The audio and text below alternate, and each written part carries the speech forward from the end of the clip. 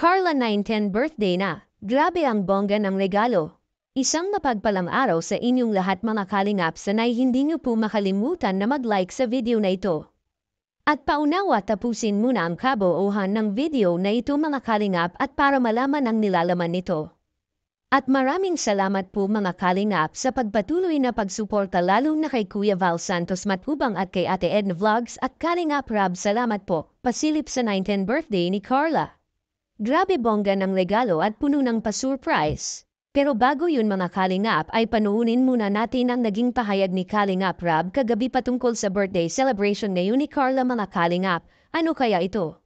At yan ang ating makikita sa video.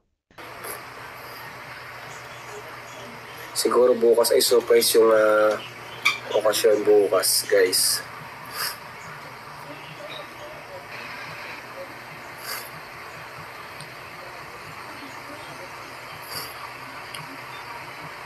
Grabe, binisita tayo ng mga sponsors, guys. Thank you po, thank you. Liham ni Carla, o nga, no? Grabe, bilis ng panahon, yung liham na nga pala, no?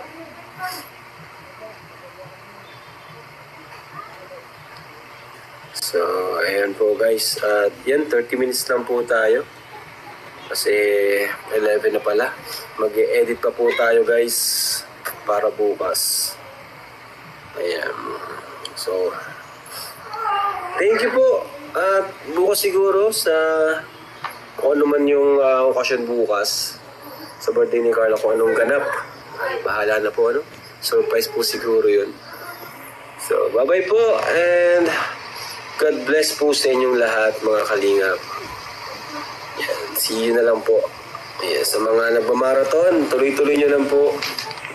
Puno talaga ng pa-surprise ang kaarawan ngayon ni Carla mga kalingap at hindi lang basta regalo ang matatanggap nito ni Carla ngayon, paniguradong ikatutuwa ito ng lahat ng mga taga-suporta ng Jumcar at dahil yun sa mga nakakamit ni Carla ngayon mga kalingap. Na ngayon lang niya mararanasan sa birthday niya mismo. At hindi lang yun, may sulat pa na mababasa na rin mamaya mga kalingap na napaka-exciting nito kung ano ang nilalaman ng sukat na ito ni Carla. Sinabi naman niya na para kay Papa Joms talaga ang sulat na yun, ngunit ang exciting dito ay ang nilalaman nito, malalaman na natin mamaya mga kalingap dahil si Carla na ang nagsabi na babasahin na niya ito sa kanyang birthday mismo at ngayon na nga iyon mangyayari mga kalingap. At ayun na nga mga kalingap, kahit si Kalingap Rab ay hindi alam at wala siyang alam sa mga mangyayari ngayon at talagang napaka-exciting nito mga kalingap kung ano ba talaga ang magaganap sa birthday ni Carla. Maalala natin dati sa kanyang 810 birthday ay napakarami rin ang nagbigay money bouquet sa kanya. At sa kung hindi po tayo nagkakamali parang umaabot ito sa halagang 300,000 pesos. At ngayon mga kalingap may malaking pasabog na naman ang mga ka-Jumcar mga kalingap dahil may napagalaman rin po tayo na baka sasakyan na talaga ang ibibigay nila para kay Carla at ito ang pinakamahal na gift na matatanggap ni Carla ngayong taon na ito kung sakali na totoo ito mga kalingap na sasakyan ang ibibigay ng mga sponsors ni Carla. Sa kanyang kaarawan ngayon, si Carla na talaga ang isa sa pinakamaswerte kung ganun man talaga dahil ang mahal-mahal ng sasakyan ngayon mga kalingap lalo pa kung brand new pa ito. Which is kayang-kaya naman itong ibibigay ng sumusuporta kay Carla Bells. At bakit ko po ito nasabi?